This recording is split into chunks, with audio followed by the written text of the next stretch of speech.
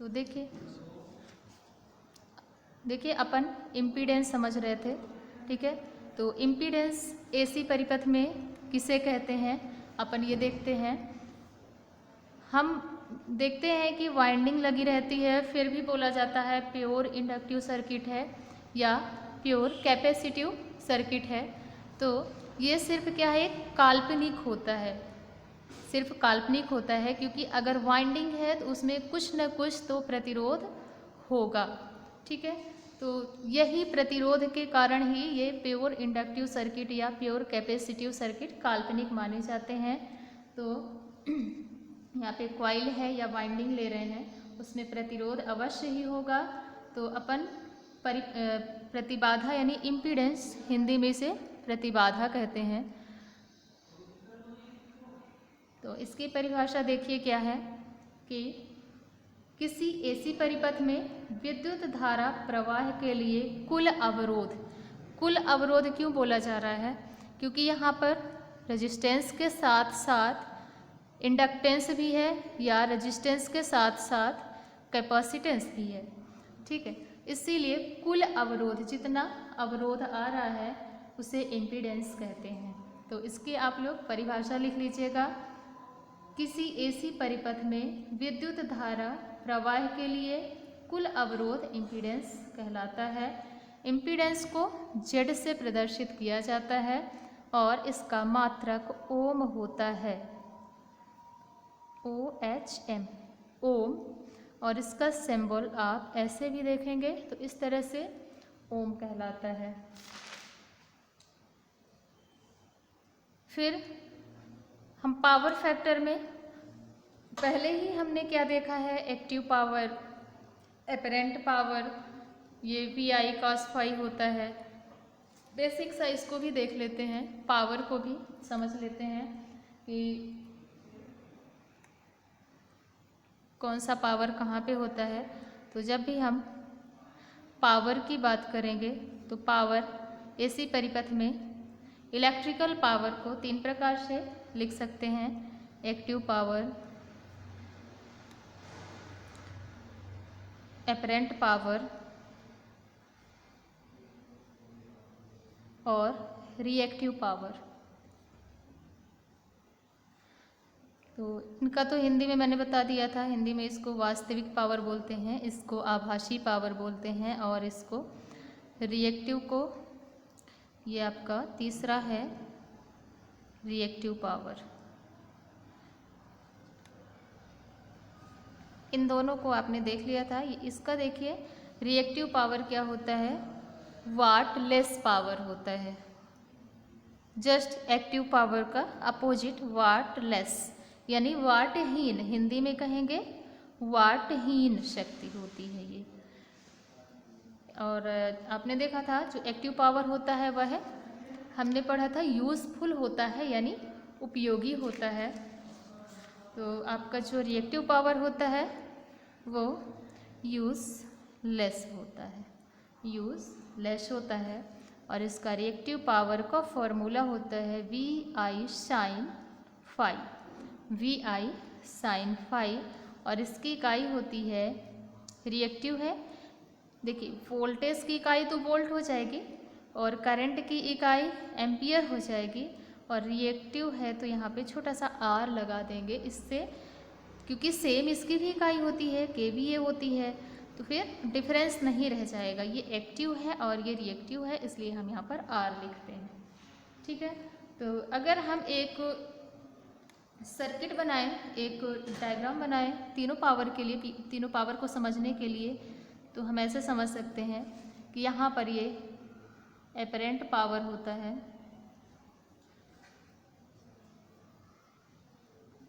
ये आपका active power होता है, ट्रायंगल के माध्यम से समझ रहे हैं अपन, और ये इधर पे रिएक्टिव पावर होता है।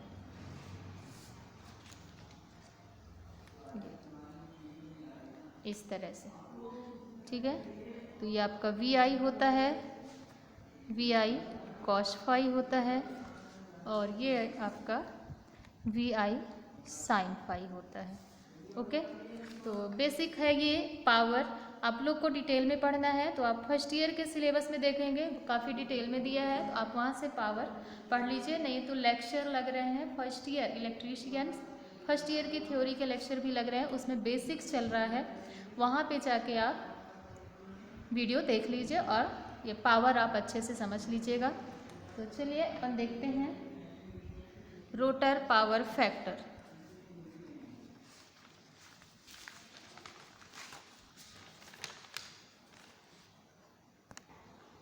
रोटर पावर फैक्टर देखते हैं।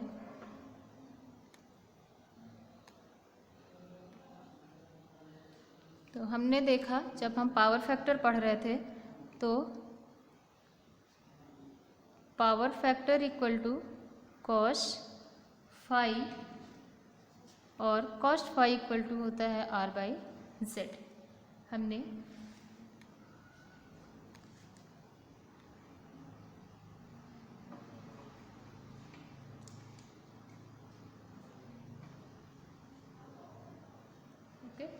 हमने इतनी चीज़ें देखा था। तो यहाँ पर हम रोटर के लिए पढ़ रहे हैं, तो रोटर के लिए क्या करेंगे R2/Z2, ताकि ये अलग दिखे क्योंकि ये रोटर का है। और फिर हमने यहाँ से Z का मान देखा था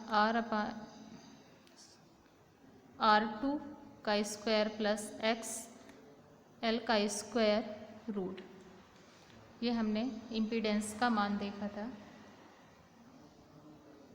तो Z की जगह इसे रख देते हैं, तो पावर फैक्टर इक्वल टू क्या हो जाएगा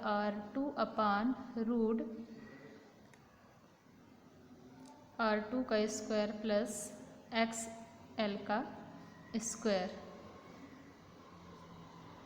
ये हमारा पावर फैक्टर आ जाता है। और अगर क्योंकि इंडक्शन मोटर है तो हमें स्लिप भी ऐड करना पड़ेगा, तो स्लिप के साथ पावर फैक्टर क्या हो जाएगा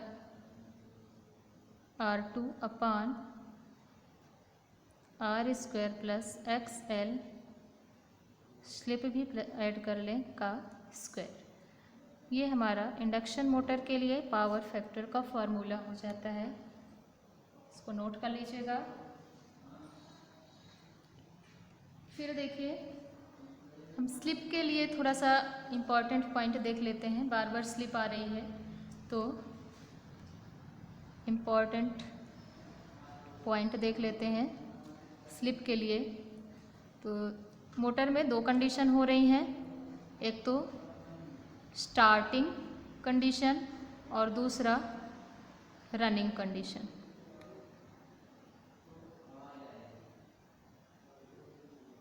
यानी जब मोटर को चालू किया जाता है तब स्लिप का मान क्या होगा, और जब मोटर फुल स्पीड से रन करने लगती है तब स्लिप का मान क्या होगा। तो स्टार्टिंग में देखिए जो रोटेटिंग मैग्नेटिक फील्ड तो बन जाता है, लेकिन हमारा रोटर जो है रोटर वो तुरंत तो नहीं घूमता है। रोटर यानी रोटर की स्पीड क्या हो जाती है, पहले वहाँ पर 0 रहती है। ध्यान से समझिएगा, स्टार्टिंग के समय रोटेटिंग मैग्नेटिक फील्ड पहले बनता है, फिर उससे जब चालक कट होते हैं तब जाकर ईएमएफ इंड्यूस होता है और इसके बाद जाकर कहीं रोटर स्टार्ट होता है। तो हम ऐसा कर सकते हैं कि स्टार्टिंग में रोटर की स्पीड क्या होती है 0 होती है, तब उस समय स्लिप का मान क्या होता है सबसे ज़्यादा होता है, यानी मैक्सिमम स्लिप, यानी वो पीछे ही है, ऑलरेडी पीछे है, चालू ही नहीं हुआ है। ठीक है, तो वहाँ पर स्लिप का मान कितना होता है 1 होता है, या यूनिटी कह सकते हैं, क्योंकि क्वेश्चन में कई बार यूनिटी देता है। क्वेश्चन पूछा जाएगा कि इंडक्शन मोटर की स्लिप यूनिटी कब होगी, या कि फिर ऐसा बोल देगा मैक्सिमम कब होगी, तो स्टार्टिंग कंडीशन में। फिर जब रोटर रनिंग कंडीशन में आ जाता है तो रनिंग कंडीशन में क्या हो जाता है स्लिप का मान धीरे धीरे कम होने लगता है, फुल स्पीड में और भी कम हो जाता है। और यदि हम बोले सिंक्रोनस स्पीड, हमने पढ़ा सिंक्रोनस स्पीड के टाइम पर, सिंक्रोनस स्पीड का मीन्स क्या हुआ कि जो हमारा ये स्टेटर है, स्टेटर और ये रोटर दोनों ही ns स्पीड से घूमने लगे। ठीक है, दोनों ही ns स्पीड से घूमने लगे, यानी अगर 1000 आरपीएम फील्ड की स्पीड है और ये भी 1000 आरपीएम से घूमने लगे तो हमारी स्लिप क्या हो गई, 0 हो गई। ठीक है, तो स्लिप हमारी क्या हो जाएगी यहाँ पर, 0। कैसे निकालेंगे, एग्जाम्पल समझ लीजिए। मान लीजिए आपकी ns 1000 आरपीएम है और nr भी 1000 आरपीएम है, तो आप स्लिप के फॉर्मूले में रख दीजिए। स्लिप का फॉर्मूला क्या होता है, nr/ns × 100। तो यहाँ पर घट के कितना आ जाएगा, ये 0, और यहाँ पर 0 हो जाएगा पूरा, मल्टीप्लाई डिवाइड जो भी 0 से करेंगे तो वो 0 हो जाएगा। यानी अगर सिंक्रोनस स्पीड है तो वहाँ पर स्लिप का मान कितना होता है, 0 होता है। ठीक है, सिंक्रोनस स्पीड का मीन्स मैंने बताया कि जब स्टेटर और रोटर दोनों की स्पीड सेम हो जाएगी तो वहाँ पर क्या हो जाएगा, सिंक्रोनस स्पीड हो जाएगा। ठीक है, तो आप लोग पॉइंट नोट कर लीजिए कि जैसे जैसे मोटर की स्पीड बढ़ती जाती है स्लिप का मान कम हो जाता है। ठीक है, अब देखिए अगला टर्मिनोलॉजी है टार्क इक्वेशन। टार्क इक्वेशन देखिए, इंडक्शन मोटर में टार्क जो है तो कई चीज़ों पर निर्भर करता है, जैसे रोटेटिंग मैग्नेटिक फील्ड या स्टेटर फील्ड हो गया। ठीक है, फिर रोटर करंट हो गया, क्योंकि टार्क कहाँ पे बन रहा है, रोटर में बन रहा है, और पावर फैक्टर हो गया। तो इन सभी चीज़ों पर निर्भर करता है टार्क। अभी हमने प्रिंसिपल में भी देखा था कि टार्क जो है तो इन चीज़ों पर डिपेंड करता है। ठीक है, तो मेन पॉइंट अपन देखते हैं कि जो टार्क है वो फ्लक्स पर, रोटर करंट और पावर फैक्टर पर डिपेंड करता है। तो इसके पहले थोड़ा सा हम देख लेते हैं। मोटर की दो कंडीशन होती हैं, स्टार्टिंग कंडीशन और रनिंग कंडीशन। तो यहाँ पर टार्क भी दो प्रकार के लगेंगे, स्टार्टिंग में भी एक टार्क लगेगा और एक रनिंग में भी टार्क लगेगा। तो देखिए सबसे पहले हम देखते हैं स्टार्टिंग कंडीशन में।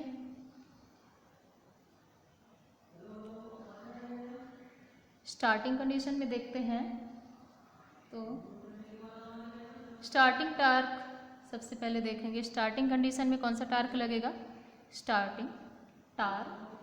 तो इंडक्शन मोटर की स्टार्टिंग के समय स्लिप का मान कितना होता है, 1 होता है।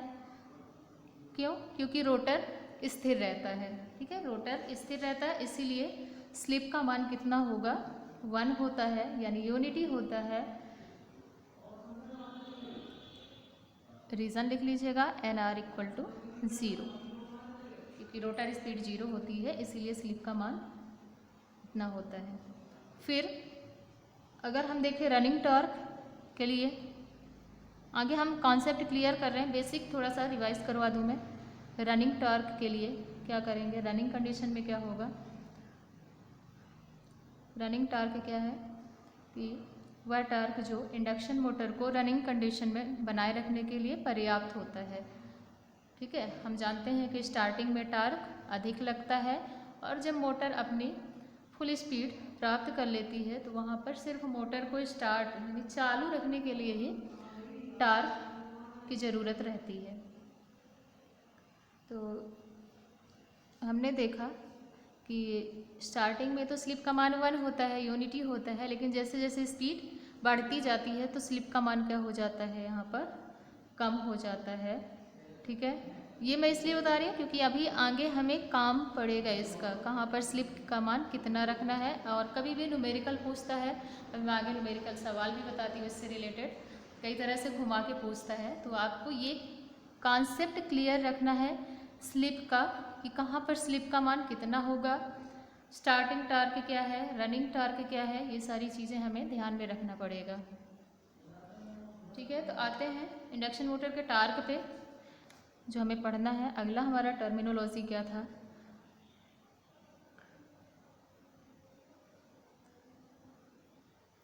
इंडक्शन मोटर का टॉर्क, ठीक है। हमने देखा कहाँ कहाँ पर निर्भर करता है, फ्लक्स पर, ठीक है, पावर फैक्टर पर और रोटर करंट पर। तीन चीज़ों पर हमने देखा। हम देखते हैं क्या रिलेशन होता है इनका। तो सबसे पहले अपन देखते हैं रोटेटिंग मैग्नेटिक फील्ड में, ठीक है। फ्लक्स हमारा क्या है, फर्स्ट कंडीशन हमने क्या लिखा, फ्लक्स, ये क्या है, रोटेटिंग मैग्नेटिक फील्ड।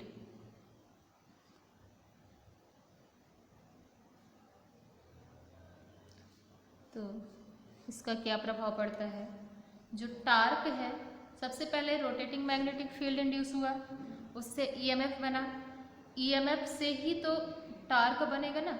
तो जितना ज़्यादा आपका रोटेटिंग मैग्नेटिक फ्लक्स होगा उतना ही ज़्यादा क्या बनेगा, टार्क बनेगा। तो हम ऐसा कह सकते हैं कि रोटर में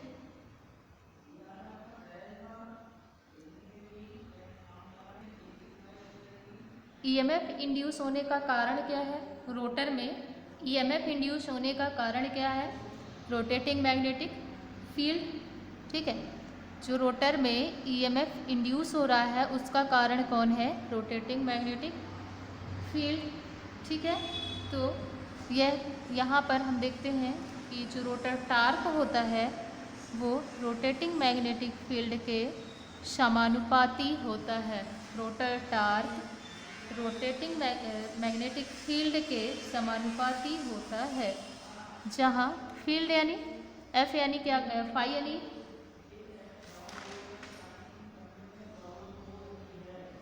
मैग्नेटिक फील्ड है, ठीक है। फाई क्या है, मैग्नेटिक फील्ड पर पोल। स्टेटर में आपके क्या होते हैं, पोल होते हैं, पर पोल, ठीक है। तो यहाँ से हमें एक इक्वेशन मिल रही है कि इंडक्शन मोटर का टार्क स्टेटर फील्ड के समानुपाती होता है, ठीक है। तो ये आप फर्स्ट पॉइंट नोट कर लीजिए। फिर हम देखते हैं रोटर करंट। हमने क्या लिखा है यहाँ पर, रोटर करंट। जितना ज़्यादा ईएमएफ इंड्यूस होगा उतना ही करंट का भी मान होगा। तो जो इंडक्शन मोटर का टार्क होता है वह रोटर करंट के परिमाण पर डिपेंड करता है, ठीक है। रोटर करंट के परिमाण पर डिपेंड करता है, यानी हम कह सकते हैं कि इंडक्शन मोटर का टार्क रोटर करंट के समानुपाती होता है, रोटर करंट के समानुपाती होता है। यहाँ से हमें सेकंड कंडीशन मिल गई। और अगला हम देखते हैं पावर फैक्टर। पावर फैक्टर कैसे काम करता है, तो रोटर, ठीक है, जो रोटर टार्क है वो पावर फैक्टर पर भी निर्भर करता है। तो जो रोटर टार्क है वो पावर फैक्टर के भी समानुपाती होता है, पावर फैक्टर के समानुपाती होता है। तो हम अगर तीनों पॉइंट को देखें तो टार्क जो समानुपाती होता है फील्ड, रोटर करंट और पावर फैक्टर, इस तरह से ये हमें इक्वेशन मिल गई है। अब हम इसके आगे देखते हैं कि रोटर जो टार्क इक्वेशन है वो क्या है। टार्क इक्वेशन के लिए हम आगे देखते हैं कहाँ पर कौन सी वैल्यू पुट करेंगे। हमें आई का मान पता है, कॉस फाई का मान पता है, ठीक है, क्योंकि हम रोटर करंट भी पढ़ चुके हैं। यहाँ पे हम लिख सकते हैं I2 क्या है, रोटर करंट है, और कॉस फाई क्या है, रोटर पावर फैक्टर है, पावर फैक्टर है। तो हमने दोनों ही चीज़ें पढ़ा है। सबसे पहले हम देखते हैं I2 यानी रोटर करंट का मान क्या होता है, रिवाइज कर लेते हैं। I2 बराबर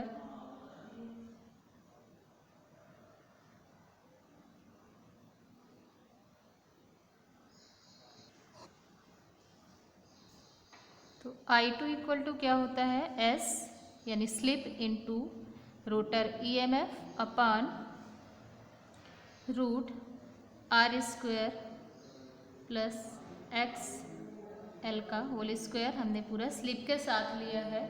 ठीक है, तो ये हमारा I2 का मान होता है। और पावर फैक्टर का ये देखिए R2 अपान R2 का square plus S into XL का होल स्क्वायर। तो हमें दोनों ही चीज़ें पता है, हम फॉर्मूले में दोनों चीज़ें रख देते हैं। तो हमारा फॉर्मूला क्या है, इसको हम इक्वेशन फर्स्ट दे देते हैं। लिखेंगे समीकरण फर्स्ट में एक में I2 एवं cos फाई यानी पावर फैक्टर का मान रखने पर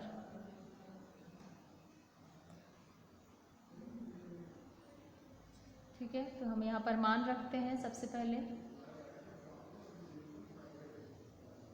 टॉर्क इज प्रोपोर्शनल फाई अलग है,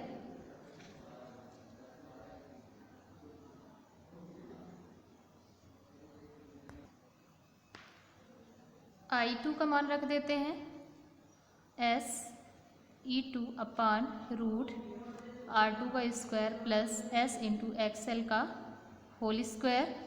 ठीक है, आगे हम क्या रख देते हैं, cos फाई का मान, cos फाई का यानी पावर फैक्टर का मान क्या है, गुणे R2 अपान R2 का स्क्वायर प्लस XL का होल स्क्वायर। फिर देखिए फ्लक्स के बारे में थोड़ा सा समझिएगा। जो हमारा फ्लक्स है, फ्लक्स रोटर EMF, जो ये फ्लक्स है इसी से तो EMF इंड्यूस हुआ है, उसके समानुपाती होता है। यानी हम फाई इक्वल टू E2 कह सकते हैं। तो हम फाई की जगह, फ्लक्स की जगह क्या लिख देंगे, रोटर इंड्यूस्ड EMF लिख देंगे। यहाँ पर जो फ्लक्स है इसकी जगह हम क्या लिख देंगे, E2 इंड्यूस्ड EMF। और आपको पता है अगर समानुपात का चिन्ह हटाया जाता है तो वहाँ पर एक नियतांक लगाते हैं। देखिए आगे इसकी वैल्यू कैसे लिखेंगे,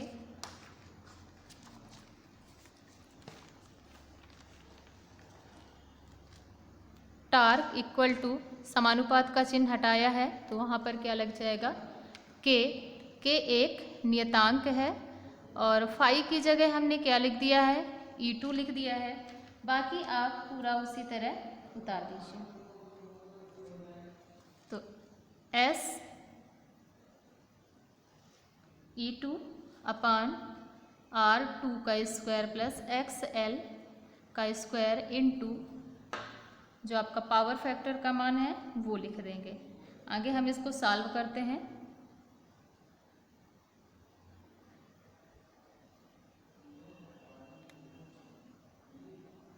ठीक है, तो अब देखिए अगर हम यहाँ पर इसके हर में देखें तो दोनों ही चीज़ें सेम है, a plus B, A square plus B square, A square plus B square. तो इस तरह से हम क्या करेंगे, गुणे में है तो इसको एक बार लिख के होल स्क्वायर कर देंगे। ठीक है, k इंटू E2S, इससे भी हम आगे अगले स्टेप में कर लेते हैं, कोई दिक्कत नहीं है, इंटू R2 अपान R2 का स्क्वायर प्लस SXL का होल स्क्वायर इंटू, ठीक है, और पूरे का क्या कर देंगे, स्क्वायर। सेम उसी तरह अगर आपके पास ऐसे लिखा है, ठीक है, तो यहाँ पर 2 लिख के आप इसकी घात क्या लिखेंगे, 4 लिखेंगे, क्योंकि गुणे में घातें जुड़ जाती हैं। और यदि इसी में रूट लगा हुआ है तो आप इसको क्या करेंगे, ऐसे लिख के, सॉरी यहाँ पे 2 आएगा और ये रूट लगा है तो यहाँ से रूट और स्क्वायर आपस में कैंसिल हो जाते हैं। तो बिल्कुल वही चीज़ करना है, इस रूट से इस स्क्वायर को कैंसिल कर देना है। तो यहाँ पर आ जाएगा k E2 का स्क्वायर कर लेते हैं, क्योंकि यहाँ भी E2 है, यहाँ भी E2 है, गुणे में घातें जुड़ जाती हैं, ये ध्यान रखना है।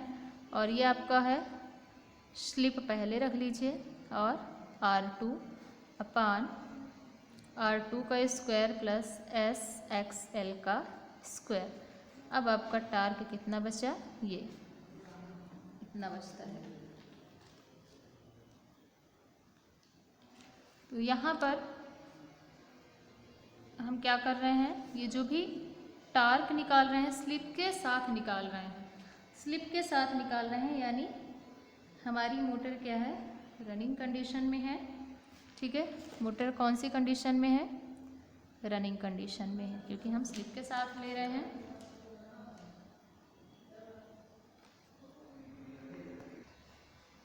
ठीक है, और जो K है आपका वो क्या है, एक नियतांक है। K क्या है, एक नियतांक है, जिसका मान क्या होता है, K इक्वल टू होता है 3/2 पाई NS। ठीक है, NS क्या है, सिंक्रोनस स्पीड है, सिंक्रोनस स्पीड है, किसमें है, सेकेंड में है। इसको अपन क्या करेंगे, कैपिटल NS इक्वल टू क्या हो जाएगा,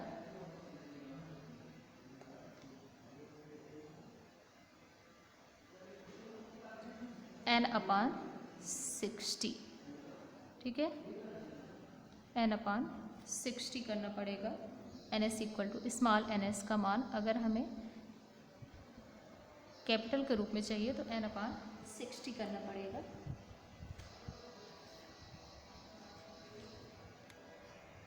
यदि हम इस K की वैल्यू भी रख देते हैं यहाँ पर, तो हमारा टार्क कैसे बन जाएगा, 3/2 पाई NS इंटू पूरी वही सेम वैल्यू।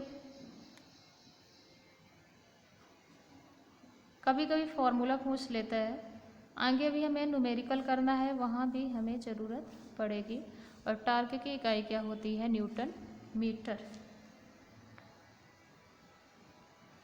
तो ये हमारा था रनिंग टार्क। रनिंग टार्क की वैल्यू हमने निकाला। अब देखिए स्टार्टिंग टार्क कैसे निकालेंगे।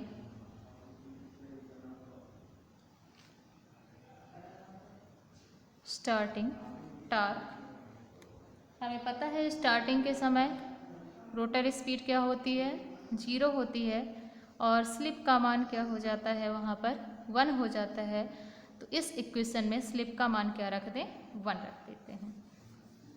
तो हमारा T रनिंग क्या हो जाएगा, 3/2 पाई NS। स्लिप का मान 1 रखेंगे तो यहाँ पर मल्टीप्लाई हो जाएगा तो उतना ही रहेगा, और यहाँ पर देखिए R2 का स्क्वायर प्लस XL का स्क्वायर बचेगा। ठीक है, और ये वैल्यू अगर आपको ज़्यादा लगती है तो आप यहाँ पर क्या करें, K रहने दें, बाद में जब कैलकुलेशन करेंगे तो उसको सॉल्व कर लेंगे। बस K की वैल्यू याद रखिएगा, K का मान क्या होता है, E2 का स्क्वायर R2 का स्क्वायर प्लस XL का स्क्वायर। फाइनली अपना जो रनिंग टार्क है वो इस तरह से फाइंड कर सकते हैं। तो आज के लिए इतना ही। आप लोग torque, rotor current, power factor, ये सारी चीज़ें पढ़ लिए हैं। कल अपन कुछ न्यूमेरिकल करते हैं, इसी से रिलेटेड, स्लिप से related, synchronous speed, rotor speed, ये सब से रिलेटेड न्यूमेरिकल करेंगे। ओके, तो आप लोग अच्छे से पढ़ाई करिए। यह वीडियो माधव ITI की तरफ से आप लोग के लिए बनाया जा रहा है, तो आप इन्हें अच्छे से देखिए, शेयर करिए और मेहनत करिए। धन्यवाद।